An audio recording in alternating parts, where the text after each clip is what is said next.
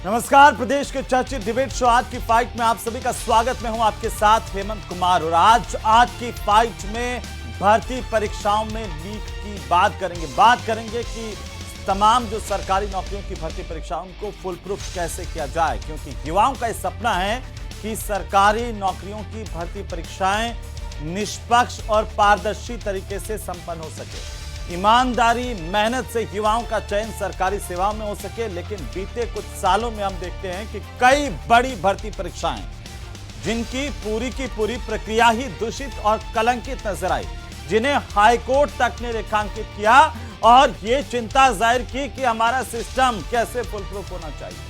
वहीं एसओजी की रोजाना हो रही ये कार्रवाई बताने के लिए काफी है कि पेपर लीक माफिया की सेंधमारी इन परीक्षाओं में, सिस्टम में अंदर तक कहां तक है, कैसे है।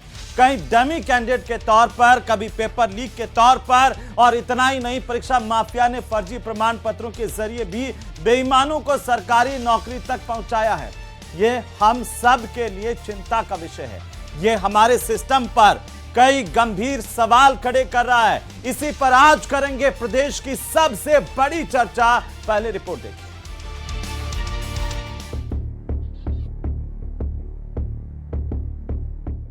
राजस्थान में सरकारी भर्तियों में नकल और पेपर लीक गंभीर समस्या रही है, जिसमें हाल ही में हाईकोर्ट एलडीसी भर्ती में ब्लूटूथ से नकल और दिव्यांगता प्रमाण पत्र के दुरुपयोग के मामले सामने आए, जिसके बाद एसओजी द्वारा लगातार कार्रवाई की जा रही है। पिछले 5 साल में हुई लगभग सभी सरकारी भर्तियों में फर्जीवाड़ा हुआ था, चाहे वह भर्ती राज्य कर्मचारी चयन बोर्ड की ओर से आयोजित कराई गई हो या फिर आरपीएससी की तरफ से या कोई और भर्ती परीक्षा हो। अब पिछले 5 साल में हुई भर्ती परीक्षाओं में नकल और पेपर लीक के खुलासे हो रहे हैं। विभिन्न भर्तियों में पेपर लीक, डमी अभ्यर्थी और नकल माफिया के कई सरगनाओं को एसओजी पूर्व में गिरफ्तार कर चुकी है। ब्लूटूथ से नकल कराने वाली गैंग के सरगना पौरव कालेर भी एसओजी की गिरफ्त में आ चुका है। वर्तमान में वो जयपुर जेल में बंद है। पौरव कालेर से हुई पूछताछ में कई अलग अलग भर्ती परीक्षाओं में नकल कराने के मामलों की जानकारी एसओजी को मिली। 13 और 14 सितंबर को पुलिस कांस्टेबल भर्ती परीक्षा होगी। इसे लेकर एडीजी विपिन कुमार पांडे ने बताया कि परीक्षा केंद्रों पर सीसीटीवी लगाए गए हैं और स्मार्टफोन ले जाने की पूरी तरह मनाही रहेगी। यहां तक कि पुलिसकर्मी और सेंटर स्टाफ भी स्मार्टफोन नहीं ले जा सकेंगे। सेंटर सुपरवाइजर को केवल कीपैड मोबाइल उपलब्ध करवाया जाएगा। पेपर सुरक्षित ढंग से परीक्षा केंद्र तक पहुंचाने के लिए विशेष गाड़ी और सुरक्षा गार्ड की व्यवस्था की गई है। किसी को भी, इवन सेंटर सुपरिटेंडेंट और हमारे वरिष्ठ अधिकारी तक को, किसी को भी परीक्षा केंद्र के अंदर स्मार्टफोन ले जाने की अनुमति नहीं है। सभी जो मैसेज पास ऑन होगा, जो भी उनको कोड दिया जाएगा, एवरीथिंग, वो हमने व्यवस्था करी है कि जो कीपैड मोबाइल है सभी सेंटर सुपरिटेंडेंट के पास, जो कीपैड पुराना मोबाइल होता था वही है। उसी ग्रुप से जो हमारी राजस्थान पुलिस का जो प्लेटफॉर्म है उनसे सूचित करेंगे जो भी हमें मैसेज, गोपनीय सूचना देनी है। प्रदेश में भर्ती परीक्षाएं फुल प्रूफ तरीके से करवाना भी चुनौती बन गया है। अब देखना होगा कि आगे भर्ती परीक्षाएं कितनी फुल प्रूफ होती हैं, बेरोजगारों के सपने आखिर कितने पूरे हो पाते हैं। आज की फाइट में इसी मुद्दे पर करेंगे प्रदेश की सबसे बड़ी चर्चा। तो आज प्रदेश की सबसे बड़ी चर्चा युवाओं और आम जनता के सबसे बड़े मुद्दे पर हम करने जा रहे हैं, लेकिन उससे पहले आज के सवालों पर एक नजर डालते हैं। सवाल नंबर 1 की आखिरकार इस भर्ती प्रक्रिया में कितने लीक हैं और कौन इसका जिम्मेदार है, सबसे महत्वपूर्ण सवाल है। हर एक भर्ती प्रक्रिया को लेकर के उठते सवाल क्या कह रहे हैं, जिम्मेदारी कब तय होगी, क्योंकि पेपर लीक हो जाता है, परीक्षा भी कई बार रद्द हो जाती है, लेकिन जिम्मेदारों पर कार्रवाई नहीं होती है। ऐसे में वही लोग जो सिस्टम में पहले थे, वही लोग जो दूसरी भर्ती परीक्षा के दौरान भी कुछ न कुछ कर रहे होते हैं और निष्पक्षता पर सवाल उठ रहे होते हैं। लेकिन हम क्या कर रहे हैं। सवाल नंबर 2 ये भी आज पूछेंगे कि आखिरकार कितनी भर्ती परीक्षाओं में नकल को लेकर आरोप लग रहे हैं, लेकिन इन पर रोक कैसे लगे, कैसे सिस्टम फुल प्रूफ बन पाए जिससे हम ये सीना ठोक कर, छाती ठोक कर कह सकें कि हमारे राजस्थान में पूरी तरह से परीक्षा पारदर्शिता के साथ, निष्पक्षता के साथ संपन्न होती है? ये सबसे महत्वपूर्ण सवाल। और सवाल नंबर 3 ये कि भर्ती परीक्षाएं सियासत का मैदान बन चुकी हैं, क्योंकि सिर्फ आरोप प्रत्यारोप की स्थिति आती है। जो विपक्ष में होता है वो कुछ और करता है और सत्ता में आते ही सुर बदल जाते हैं। तो राजनीति के हिसाब से युवाओं के सबसे बड़े मुद्दों पर खेला चल रहा है। इस पर भी आज हम बात करेंगे। प्रदेश की सबसे बड़ी चर्चा की शुरुआत, लेकिन उससे पहले हमारे साथ खास मेहमान, उनका परिचय मैं आपके साथ करवा दूं। हमारे साथ बहुत खास मेहमान है आज। सुरेश गर्ग भारतीय जनता पार्टी के प्रवक्ता हमारे साथ जुड़ चुके हैं। प्रतीक सिंह हमारे साथ जुड़ चुके हैं, कांग्रेस पार्टी के प्रवक्ता। सुभाष शर्मा हमारे साथ हैं, वरिष्ठ पत्रकार के तौर पर। कुछ और मेहमान भी धीरे धीरे हमारे साथ जुड़ रहे हैं, उनसे भी मैं आपका परिचय करवाता रहूंगा। लेकिन आप तीनों का बहुत स्वागत है, अभिनंदन है। सबसे पहले सुभाष जी, आपकी टिप्पणी। देखिए, इतनी सारी भर्ती परीक्षाएं, बड़ी मुश्किल के बाद में एक भर्ती परीक्षा निकलती है और उम्मीदों का आसरा युवाओं को होता है कि इस बार हम सेलेक्ट होंगे, अच्छे से परीक्षा होगी। लेकिन परीक्षा में जो ये सेंधमारी पेपर लीक माफिया की हो रही है, इसे कैसे रोका जाए? और ये इसलिए इस लिहाज से और महत्वपूर्ण है कि 13 और 14 सितंबर को दो दिन आने वाले, उसमें पुलिस कांस्टेबल की भर्ती परीक्षा राजस्थान में हो रही है 10,000 पदों के लिए। पिछली बार ये जब भर्ती परीक्षा हुई थी, पेपर आउट हो गया था, लीक हो गया था और उसकी वजह से डिस्टर्बेंस हुआ था। कैसे रुके सर? ये सिस्टम कैसे सुधरे, बताइए। जी, तो सबसे पहले तो आपको शुभकामनाएं, बधाई इस बात की कि आप ये जनता से जुड़े हुए सीधे सीधे मुद्दे को उठा रहे हैं। और जनता से मतलब मेरा अभ्यर्थियों से है, अभ्यर्थी जनता से ही आते हैं। तो हमारी जो आम पब्लिक के जो लोग हैं, जो एस्पिरेंट्स हैं, एस्पिरेंट्स की आवाज को आप दम दे रहे हैं और उसको एक तरह से नीति निर्धारकों के तरफ ले जा रहे हैं। तो ये आपको बधाई इस बात की। अब बात आती है कि भर्ती परीक्षाओं में ये जो कुछ सिस्टम चल रहा है, इसके कारण क्या है, ये क्यों हो रहा है? कारण सिर्फ और सिर्फ एक है, नैतिक अवमूल्यन और सरकारों का पैट्रोनाइज करना। पॉलिटिकल पैट्रोनाइजेशन के अलावा इसमें और कोई चीज दिखाई नहीं देगी आपको। अदरवाइज इतनी हिम्मत नहीं हो सकती है कि कोई संगठित हो चाहे असंगठित हो क्रिमिनल, वो इतनी हिमाकत कर सके। इसमें असल बात यह है कि कहीं ना कहीं वो आश्रय प्राप्त है, कहीं ना कहीं से उसको कोई ना कोई आशीर्वाद प्राप्त है। उसको ये डर नहीं है, उसको ये है कि यदि मैं पकड़ा गया तो मेरे जो आका हैं वो मुझे छुड़ा तो लेंगे, क्योंकि आकाओं के इशारे पर काम करना। अब इसमें जो बात आती है नैतिक अवमूल्यन की, ये क्या हो गया है? नैतिक अवमूल्यन की स्थिति हमारे यहाँ यह आ चुकी है कि आप हम सब जनता में जब भी बात करते हैं, आमजन के साथ बात करते हैं, तो ये एक आभास सा सुनाई देता है, आभास आता है कि अरे साहब वो काय का मंत्री है, वो फलाना किस बात का अफसर है, एक चपरासी तो वो लगवा नहीं सकता, एक बाबू तो वो भर्ती कर नहीं सकता। तो ये जो बात है ये हमारी जनता से भी आती है। जनता भी नैतिक अवमूल्यन की उन स्थितियों को मतलब आत्मसात कर चुकी है एक तरह से, कि जो अब्रप्टली भर्ती जो पहले चलती थी कि हमने 10 आदमियों को भर्ती कर लिया और कोई विज्ञप्ति नहीं है, कुछ भी नहीं है, तो ये जो धारणा बनी हुई थी पहले, वो आज भी जनता चाहती है। असल में जनता का जो मनोभाव है वो करप्शन को बढ़ावा देने वाला ही है, करप्शन को कम नहीं करने वाला है। ये कोई कहते हुए नहीं मिलेगा आपको कि मंत्री की क्या औकात है, मंत्री कैसे कर सकता है किसी की भर्ती। शब्दों में मैं कहूं सुभाष जी, तो आप ये कह रहे हैं कि जनता को भी जागना होगा इस सिस्टम को लेकर के, हमें जागना होगा सबको कि सिस्टम फुल प्रूफ कैसे बने, जो बेईमान है उनके खिलाफ हमें आवाज उठानी होगी। जी हाँ हेमंत जी, समस्या ये है कि जीवन इतना महंगा हो गया है, जिंदगी चलाना, लाइवलीहुड चलाना इतना महंगा कर दिया गया है, इस सिस्टम की देन है। और ये वर्ल्ड अराउंड ही है, हमारे यहाँ अकेले भारत में ही नहीं है, वर्ल्ड अराउंड यही है कि जीवन बहुत महंगा हो गया है। जीवन को जीने के लिए हर आदमी को आपाधापी में लगना पड़ रहा है। तो जनता जिसको आंदोलन करना है वो आंदोलन नहीं करके अपने बेटे बेटियों को शिक्षा दे रहे हैं कि कहीं ना कहीं अपना जुगाड़ कर लो और काबिल हो जाओ, कैसे भी करके। जुगाड़ से काम चलेगा नहीं, इससे तो हम पूरे के पूरे सिस्टम को खोखला कर रहे हैं कि अगर बेईमान लोग हमारे सिस्टम में आ जाएंगे, बैठ जाएंगे सुभाष जी, तो उसका खामियाजा इस प्रदेश को, इस देश को किस तरीके से भुगतना पड़ेगा, हम उसकी कल्पना भी नहीं कर सकते हैं। एक बेईमान अगर सिस्टम में घुस गया, वो पूरे सिस्टम को खराब कर देगा, अंदर से खोखला कर देगा और इसका खामियाजा पूरे, हाँ, ये इसकी तरफ में लाना चाहता हूं। हमारे साथ प्रतीक जी है। प्रतीक जी, ये बड़ा गंभीर विषय है आज का, और आपकी जब सरकार रही तो सबसे ज्यादा पेपर लीक के आरोप लगे। अब अब सवाल यह कि कैसे फुल हेमंत प्रूफ हो भाई, सिस्टम, क्या करें हम? हेमंत भाई, अभी सुभाष जी ने बड़े मुद्दे उठाए, दो मुद्दे इन्होंने उठाए कि वो उनका ये कहना था कि जो पेपर लीक कराते हैं तो उनको ऐसा लगता है कि उनके आका उनको छुड़वा लेंगे, और मुझे लगता है ये सही बात भी है, क्योंकि आपने देखा जिस तरीके से एसआई भर्ती के अंदर रामोराम रायका को मुख्य माना गया, उसने पेपर लीक किया और आज कहाँ है वो? बाहर है, जेल से छूट के आ गया है। आका ने उसका छुड़वा लिया, बेटा बेटी मतलब आप कहाँ कह है? वो भी जेल से बाहर है। हमने थोड़ी छुड़वाया, तो बीजेपी की सरकार है, क्योंकि यहाँ पे सरकार ने उसकी खिलाफत ही नहीं की, उसकी जमानत की। जी, आका ने छुड़वा लिया, बिल्कुल। हाँ। जो आज की सरकार में एक कैबिनेट मंत्री है, उन्होंने छुड़वा लिया है उसको। और आपको ये भी आपको पता है कि सरकार ने उनकी जो जमानत है उसका विरोध नहीं किया। जो उनके बेटा बेटी को जमानत के लिए जो एप्लीकेशन सुप्रीम कोर्ट में लगी थी, उसके लिए सरकार ने उसका विरोध नहीं किया। तो आप देख लीजिए कि क्या हो रहा है।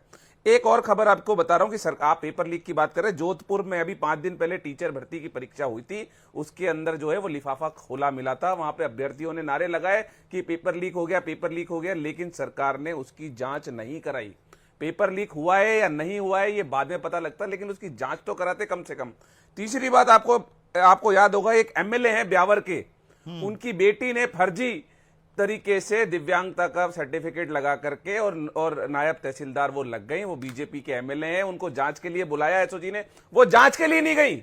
बताइए, जांच के लिए जाने को तैयार नहीं है, और फिर कह रहे हैं कि किस तरीके से बोले पेपर लीक रोकेंगे। तो आप जहां भी देखेंगे, इन बीजेपी के नेता, बीजेपी के कार्यकर्ता, बीजेपी का पूरा सिस्टम पेपर लीक माफिया को बचाने की कोशिश कर रहा है। क्यों नहीं एमएलए की बेटी वहां पे जांच के लिए गई, अगर आपके पास में कोई दिक्कत नहीं है तो? और एसओजी की आपने की कार्रवाई देखी, क्या कर लिया? अगर नहीं गई तो क्या गिरफ्तार करा? नहीं। क्यों नहीं किया? जब आपने नोटिस देकर के उसको बुलाया था एमएलए की बेटी को, तो वो नहीं आई, तो आपने गिरफ्तार किया। तो ये एसओजी भी बहुत लिमिटेड काम कर रही है। और आपको याद होगा, जो एसआई भर्ती के अंदर जो हाई कोर्ट ने कैंसिल करी थी और डबल बेंच ने उसको वापस से बहाल कर दिया, उसके अंदर 3 मुद्दे प्रमुख तौर से आए थे कि जो एडीजी वीके सिंह है, उन्होंने जो एसआई भर्ती के लिए बहाल नहीं किया है, स्टे दिया है। स्टे हो गया, वो तो स्टे अब सुप्रीम कोर्ट में और चला गया। दोनों में फर्क तो है उसमें 3, चलिए आपकी बात मान लेता हूं, उसमें 3 मुद्दों पे उन्होंने स्टे दिया। 3 मुद्दे क्या थे वो? एसआईटी चीफ जो एडीजी वीके सिंह थे, उन्होंने एसआई भर्ती रद्द करने की सिफारिश तो दी, लेकिन शपथ पत्र के बिना ही दे दी। अब आप देखिए, अगर सरकार सीरियस होती, प्रशासन सीरियस होता, एसओजी सीरियस होती अगर भर्ती को रद्द कराने के लिए, तो क्या इस तरीके की चूक करती? नहीं। दूसरा, जो डीजीपी ने भी जो पत्र भर्ती के लिए सिफारिश के लिए दिया, वो भी लेटर पेश नहीं किया। तो मुझे लगता है कि जो पेपर लीक माफिया है या लीक को रोकने के लिए सरकार बिल्कुल भी सीरियस नहीं है। और इसीलिए मैं कह रहा हूं कि आप सारी जितनी जांच करा रहे हैं, उस जांच का कुछ रिजल्ट तो निकले, लेकिन रिजल्ट निकल ही नहीं रहा है। वो आप उनको पकड़ती है एसओजी, फिर उसके बाद जमानत हो जाती है, वो अपने घर चले जाते हैं, मस्ती में घूम रहे हैं, सड़कों पे मस्त वो घूम रहे हैं, सरकार को कोई परवाह नहीं है। तो मुझे लगता है ऐसा नहीं होना चाहिए।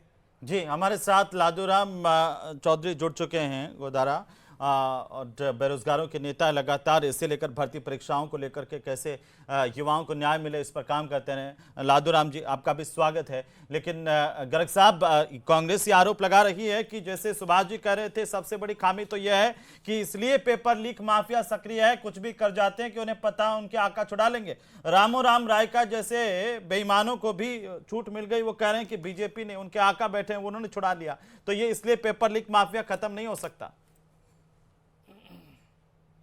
देखिए हेमंत भाई, मेरे को तो ये समझ में नहीं आया कि कांग्रेस ये कह रही है कि साहब भारतीय जनता पार्टी ने छुड़वा लिया। 2018 से 2023 तक कांग्रेस की सरकार थी, 18 एग्जाम हुई है, 18 एग्जाम के अंदर पेपर लीक या माफिया सक्रिय रहे। कोई सी भी एग्जाम ले लो जिसके अंदर भ्रष्टाचार, कोई फर्जी प्रमाण पत्र के माध्यम से, कोई फर्जी डिग्री के माध्यम से, कोई दिव्यांग फर्जी सर्टिफिकेट के माध्यम से अपॉइंटमेंट लिए, उनमें से 9 एग्जाम कैंसिल हो चुकी है। और सब एसओजी काम कर रही है। एसओजी, हमारी सरकार आने के बाद में हमने एसआईटी का गठन किया, एसआईटी अपना काम कर रही है। एसओजी ने पहले क्यों नहीं गिरफ्तार हुए? रामू भैया, किसी को अगर जमानत मिलती है तो इसका मतलब थोड़ी है कि वो बरी हो गया। जमानत मिलने का मतलब बरी नहीं हो गया। अगर राहुल गांधी को अगर नेशनल हेराल्ड में जमानत मिली है तो इसका मतलब थोड़ी है कि वो अपराधी नहीं हुआ। भैया, वो ये कोर्ट का विषय होता है कि जमानत मिलने का मतलब अपराध से मुक्त नहीं हो गया। वो फिर मैं ये कह रहा हूं कि हमारी सरकार आने के बाद में हमने 100 से ज्यादा एग्जाम कराई है, एक में भी पेपर लीक नहीं हुआ। रीट की एग्जाम में 14 लाख बच्चे बैठे, कोई इंटरनेट बंद नहीं हुआ, 14 लाख बच्चों ने आराम से एग्जाम दी। फिर ये जोधपुर की घटना की बात करते हैं, जोधपुर में हुआ क्या था? जोधपुर में वो बच्चा लेट आया था, लेट आने की वजह से उसको अंदर घुसने नहीं दिया, तो उसने आरोप लगाया कि पेपर लीक हो गया।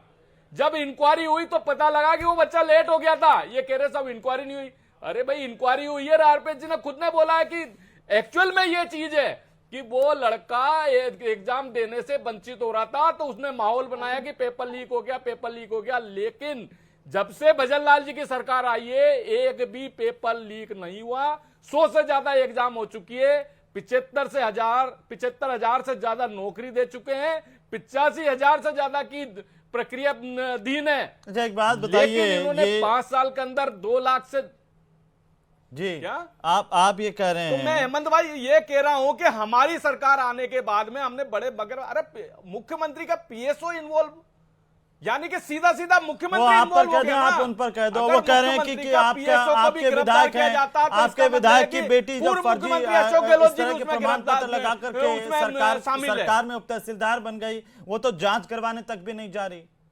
नहीं, मैं ये कह रहा हूं कि हमारी सरकार तो काम कर रही थी, लेकिन 5 साल तक 70 लाख युवाओं के साथ में आपने क्या किया? ठीक है। 18 घंटे तक युवा एग्जाम की तैयारी करता था, दूसरे दिन पता लगता था पेपर लीक हो गया। वो कौन सा तस्वीर दिखा एग्जाम रहे है हैं जिसके अंदर उनकी। पेपर लीक नहीं हुआ? हमारी सरकार आने के बाद में क्यों नहीं हुए पेपर लीक? ये है फर्क भारतीय जनता छोटी सी पार्टी की टिप्पणी फिर सरकार, मैं भजनलाल जी लादू की भाई सरकार बात में, चाहूंगा। कांग्रेस जी, प्रतीक जी, में जल्दी से कहने और करने में बहुत फर्क है। ये अभी देखिए कि एग्जाम के हालिया अंदर दिनों के अंदर डोडासरा 2017 जी में जो है ना, राजस्थान पूरा पुलिस अध्यक्ष, उनके कांस्टेबल की रिश्तेदारों को भर्ती भर्ती परीक्षा कर रद्द लिया हुई था पूरों थी, को। जेल प्रहरी की भर्ती परीक्षा 2018 रद्द हुई, कनिष्ठ अभियंता सिविल डिग्री भर्ती परीक्षा 2020 रद्द हुई, हाईकोर्ट की एलडीसी भर्ती परीक्षा रद्द हुई 2020, रीट भर्ती परीक्षा 2021 रद्द हुई, पुलिस कांस्टेबल भर्ती परीक्षा 2021 रद्द हुई, वरिष्ठ अध्यापक भर्ती परीक्षा 2022 रद्द हुई, एसआई भर्ती परीक्षा 2021 को सिंगल बेंच ने रद्द किया, लेकिन डबल बेंच ने उस पर रोक लगा रखी। अब आप ये देखिए, ये हमारी भर्ती परीक्षाओं का पैटर्न, और ये सेंधमारी देखिए पेपर लीक माफिया आपको। अब युवा आपसे पूछ रहे हैं कि भाई साहब कब एक साथ होकर के आप जो बड़ी बड़ी बातें करते थे, बुलडोजर चलाओ ना पेपर लीक माफिया के घरों पर, संपत्ति जब्त करो ना, बताओ ना प्रदेश की जनता को कितनों की। हेमंत भाई हम तो यही कह रहे हैं ना भाई, सरकार कहां कह रहे हैं? एक जवान नहीं खुलती आपकी जब प्रदेश के बेरोजगार लोग जो है धरने पर आते हैं, प्रदर्शन कर रहे रोड पे नहीं आते हैं, सड़कों पे नहीं आते हैं, हंगामा करते हैं, केवल विधानसभा नहीं चलने देते हैं, करोड़ों रुपए जनता के पैसे का नुकसान कर देते हैं, करोड़ों रुपए जनता का पैसे का नुकसान कर देते हैं। लेकिन जो समस्या है उस समस्या के लिए नहीं आते। क्यों हुई है आप बता दो? पूरे 5 साल तक पेपर लीक क्यों नहीं हमारे सरकार के टाइम पे क्यों नहीं हुए? क्यों नहीं हुए हमारे टाइम में? ये फर्क है। आपने क्या किया है? आरएस भर्ती के अंदर, अरे हेमंत भाई, आरएस भर्ती के अंदर पूरे रिश्तेदारों को सिलेक्शन कर दिया, पूरे रिश्तेदारों को सिलेक्शन कर दिया। ठीक है जवाब एग्जाम में हाईएस्ट नंबर आए थे उसको लोबेस कर दिया, और जिसके लोबेस्ट नंबर आए थे उसको इंटरव्यू में हाईएस्ट नंबर दे दिए। ये कौन सा न्याय है? हेमंत भाई सरकार इनकी है, एसओजी इनके पास है, कर रहे हैं काम। सीबीआई है, जांच करा लीजिए, सब कुछ करा कर रहे हैं लीजिए। ना काम। अब बीच में मत बोलिए। अब आप सुनिए, आपको याद होगा कि 10-20 बच्चे जो एसआई भर्ती के थे वो टंकी पे चढ़ गए थे और उनको किरोड़ी लाल मीणा जी टंकी से उतरवाने गए थे। किसका नाम ले रहे थे वो? के विश्नोई का, जो अभी इनकी सरकार में मंत्री है। अभी दूसरा मैं आपको बता रहा हूं कि एमएलए, जो ब्यावर के एमएलए बीजेपी के, उनकी बेटी को एसओजी ने नोटिस देके बुलाया था, वो गई क्यों नहीं? तो सारे नाम तो इन्हीं के बीजेपी के निकल कर कह रहे हैं। आप ये हमसे पूछ रहे हैं उल्टा, बताइए कब जाएंगे? डोडासरा जी के रिश्तेदारों का तो नियुक्ति है ही नहीं। डोडासरा जी के रिश्तेदारों को जो नियुक्ति दी है वो तो कोई है ही नहीं। हेमंत भाई, मतलब जांच पूरे कराइए ना, नीट की एग्जाम के अंदर जो घोटाला किया वो कोई है ही नहीं। कर ही रहे ना जांच, 2 साल हो गए। ठीक, मैं आता हूं। हेमंत भाई, ये फोटो दिखा रहा हूं। लादू गोदारा हमारे साथ हैं, लादू राम गोदारा हमारे साथ हैं। लादू भाई ये बताइए कि ये आरोप प्रत्यारोप चलता रहेगा, लेकिन इसमें युवा बेरोजगार पिस रहा है प्रदेश का, कैसे उन्हें न्याय मिलेगा? कैसे हम कह सकें कि हमारी सारी भर्ती प्रक्रियाएं बिना कलंक के हो जाए, निष्पक्ष हो जाए, पारदर्शी तरीके से हो जाए? कह सकते हैं क्या? बोलिए। देखिए हेमंत जी, इन दोनों सरकारों के कार्यकाल के अंदर आखिर इन राजनेताओं के जो चाल जो है, इस असमंजस की स्थिति में इन युवाओं के सामने जो भर्ती प्रक्रिया की जो प्रक्रिया है, इन भर्तियों को इन्होंने एक योजनाओं का रूप दे दिया है। आज आप देखोगे कि कितनी भर्तियां हैं, ये केवल और केवल मीडिया में बयानबाजी करके एक दूसरे की पूर्ववर्ती सरकारों पर आरोप प्रत्यारोप करके केवल अपना उल्लू सीधा काम करने का काम कर रहे हैं। इनको शर्म आनी चाहिए, सोचने चाहिए कि कांग्रेस के काल के अंदर जो भर्ती प्रक्रिया पेपर लीक हुए, क्या आप भी वही बात दोहराना चाहते हो? आपने क्या नया किया है, इस पे आप क्यों नहीं ध्यान दे रहे हो? आखिर कब तक आप पूर्ववर्ती सरकारों के जो काले कारनामे उनको गिनाते रहोगे? उनके जो छोड़े हुए काले सांपों को आप लेके घूम रहे हो। आज ऐसा ही भर्ती प्रक्रिया की जांच हुई, आखिर उस ऐसा ही भर्ती को 5 पंचवर्षीय योजनाएं बनाने का काम इन दोनों पार्टियों को नेताओं ने किया। और सबसे बड़ा, अगर किसी ने ऐसा ही भर्ती में अगर युवाओं के साथ गलत किया है, कांग्रेस ने तो किया, उससे ज्यादा आज भाजपा की सरकार ने किया है। आज 2 साल होने को आए, इन्होंने क्या किया है? केवल एसआईटी करके जांच करने से नहीं होता कि न्याय कौन देगा? राजस्थान हाईकोर्ट की एकल पीठ से भर्ती रद्द होने के बाद में 8 तारीख तक राजस्थान की सरकार को फैसला लेना था, लेकिन मुख्यमंत्री सभाओं में जाके सोशल मीडिया के माध्यम से तारीफ कर रहे थे कि हमारी सरकार आई, एसआईटी की रिपोर्ट के माध्यम से हाईकोर्ट ने भर्ती रद्द करी। तो आखिर 8 तारीख तक एक्शन क्यों नहीं लिया इस सरकार ने? आज ये हालात हो गए कि उसके बाद में भी युवा शर्म आने की बात हो रही है कि ऐसा ही भर्ती का हुआ क्या? अभी कुछ दिनों पहले जोधपुर के अंदर खेतेश्वर स्कूल में पेपर जो है खुला मिला। ये अभी मैं सुन रहा था, भाजपा के प्रवक्ता कह रहे एक अभ्यर्थी लेट आया, उसकी वजह से उन्होंने हंगामा किया। लेट हो गया था, इस वजह से उसने बहाना लगाया। क्यों झूठ बोल रहे हो? हकीकत बताओ ना, हकीकत बताओ ना। उस बच्चे ने एग्जाम देने पे लेट हो गया था, इस वजह से उसने पेपर लीक का बहाना लगाया था। जब इंक्वायरी हुई थी तब पता लगा था सबकी प्रेजेंस के अंदर पेपर कब खोला गया था। भैया हकीकत तो ये है, क्यों झूठ बोल रहे हो चैनल पे? क्यों झूठ बोल रहे हो चैनल पे? अरे गर्ग साहब एक बात सुन लीजिए, जांच करवाई आपने, मैं आऊंगा आपको दे दूंगा समय। सर गर्ग साहब, आपके जवाब के लिए आपको समय दे दूंगा। एक बात सुन तो लो, बेरोजगारों की आवाज तो सुन लो। उन बच्चों को आरपीएससी का अध्यक्ष ने उनको डिबार कर दिया। क्या गलती थी उन बच्चों की? जब उन्होंने पेपर खुला मिला तब उन्होंने आवाज उठाई, लेकिन ये नहीं दिख रहा इन लोगों को। आज ये हालात राजस्थान के अंदर ये गिनाए जा रहे हैं कि डोटासरा ने ये किया, कांग्रेस ने ये किया। आप नया क्या कर रहे हो ये बताओ? आज राजस्थान का युवा आपके इस राजनीतिक अखाड़े में पिसा जा रहा है। जो मेहनत करने वाले युवा गांव से चलते जो शहरों में आते हैं, आपके पेपर कांड के अंदर इन तमाम सरकारों के राजनीति के चलते युवाओं को पंचवर्षीय योजना में फंसाया जा रहा है। आज क्या हालात हुए आपको देखा नहीं जा रहा? एक भी ऐसा कोई पेपर बता दो आपकी सरकार में जुआ। अभी 2 दिन कल और परसों राजस्थान की पुलिस कांस्टेबल के एग्जाम में युवाओं के सेंटर इतने दूर इन्होंने सेंटर दिए जो युवा श्रम के मारे कि राजस्थान के बीकानेर से आने वाले को आपने बांसवाड़ा डूंगरपुर पटका। क्या ये न्याय है? राजस्थान की अधीनस्थ बोर्ड सेवा के जो है अध्यक्ष है आलोक राज जी, आए दिन सोशल मीडिया के ऊपर ट्वीट करके केवल ट्वीट खेल के बेरोजगारों की मांगों का जवाब दे रहे। जेटीए की जो एग्जाम हुई थी उसको ओमार सीट के अंदर ना जो है एग्जामिनर के जो है हस्ताक्षर थे ना कुछ और था, केवल और केवल अपना उल्लू सीधो किया। नॉर्मलाइजेशन जो इतनी बड़ी बीमारी है उसके ऊपर राजस्थान की सरकार में इतनी बार विधानसभा चल गई, कभी कोई एक्शन नहीं हुआ कि नॉर्मलाइजेशन पर क्या करना है। जो सबसे बड़ा स्कीम नॉर्मलाइजेशन का है। आरपीएससी के अंदर जो अभी सिंगल बेड ने जो ऐसा ही भर्ती का फैसला दिया, उसके अंदर आरपीएससी ने एक मुहावरा किया कि घर का भेदी लंका ढाए, हिंदी का मुहावरा उन्होंने प्रयोग किया है और एक्शन लेने का काम किया था। मंजू शर्मा ने इस्तीफा क्यों दिया? जब से मंजू शर्मा का नाम उसके अंदर आया, क्या कार्रवाई की आपने मंजू शर्मा पे? संगीता आर्य, आरपीएससी के भूतपूर्व अध्यक्ष संजय सोत्री है, क्या कार्रवाई की आपने उन लोगों के ऊपर? कभी गिरफ्तारी करके कार्रवाई की, उनसे पूछने का काम किया? लेकिन अपना उल्लू सीधा करने का काम मंजू शर्मा के हस्बैंड कुमार विश्वास जी जो भाजपा के नेताओं के साथ लंच करते हैं, डिनर करते हैं, आए दिन उनके साथ उठते बैठते हैं, इस वजह से उनको बचाने के लिए उनसे इस्तीफा दिलवा दिया। क्या इस्तीफा देने से युवाओं को रोजगार मिल जाएगा? भाई गर्ग साहब बात ये नहीं है, मैं उसी जो अभी आज युवाओं का दर्द देखिए, वो कह रहे हैं कि जिम्मेदारी कब तय होगी। गर्ग साहब ये बहुत महत्वपूर्ण है। क्या हम एक दूसरे पर आरोप प्रत्यारोप करते रह जाएंगे? आप सोचिए, कोर्ट ने जिन लोगों को, जिन आरपीएससी के मेंबर्स को रेखांकित किया गर्ग साहब, वो अभी भी इंटरव्यू ले रहे हैं, अभी सिस्टम में है। भाई इन बेरोजगार नेता से ये पूछ लो कि कौन से एग्जाम में पेपर लीक हो गए 2023 के एग्जाम के। आप ये बता दो ना कि आपकी सरकार आने के बाद 10वीं का पेपर कहाँ मिला था, किराने की दुकान पर मिला था, कहाँ मिला था? जांच होगी ना, जांच होगी। इनको ये पता नहीं है जलेबी फैक्ट्री में पैदा होती है या हलवाई की दुकान में बनती है। जब किसने कैसे की पता जांच? चले हेमंत वो भाई? मोदी जी की तरह जब नारियल का जलेबी- जूस होता है जैसे जलेबी जैसे फैक्ट्री नारियल का में जूस पैदा होता होती है या हलवाई की जैसे दुकान नारियल में का बनती है, जूस वही होता है। पता नहीं चलता तो वो जैसे क्या मोदी करें? जी बता रहे थे नारियल का जूस जांच होता है। करवाइए नारियल सर, का जांच जूस होता है। करवाइए उनको है। सलाखों के पीछे वही भेजिए इंक्वायरी। पेपर लीक माफिया को। हकीकत ये है कि इंक्वायरी हुई है और इंक्वायरी करी? के बाद में पता किसने लगा करी तो? इंक्वायरी किसने होने के करी? बाद में पता लगा किसने हेमंत करी भाई। इंक्वायरी? हकीकत तो ये भी है सुभाष जी, एक छोटी सी टिप्पणी 10 सेकंड की सुभाष जी, हकीकत ये भी होती है कि जिस भर्ती परीक्षा को लेकर के ये होता है कि ये पेपर लीक हो गया, वो परीक्षा रद्द हो गई, लेकिन जिम्मेदारों पर आज तक कार्रवाई नहीं हुई। हकीकत ये भी है राजस्थान की। यही तो बात है ना, अभी जो राधुराम चौधरी कह रहे हैं। आरपीएससी के आरपीएससी की तत्कालीन चेयरमैन से पूछताछ तक नहीं होती। आप सोचिए, कोर्ट ने जिनको रेखांकित किया वो सिस्टम में बैठे हुए हैं, अभी भी एग्जाम करवा रहे हैं। आप सोचिए इस सिस्टम को हम कैसे फुल प्रूफ मान लें? कह रहे हैं ना, असल पिस कौन रहा है? असल पिस तो बेरोजगार रहा है। बेरोजगार है। जो प्रतीक जिम्मेदार भाई, है ठीक है, प्रतीक भाई बिल्कुल 5 सेकंड की टिप्पणी है।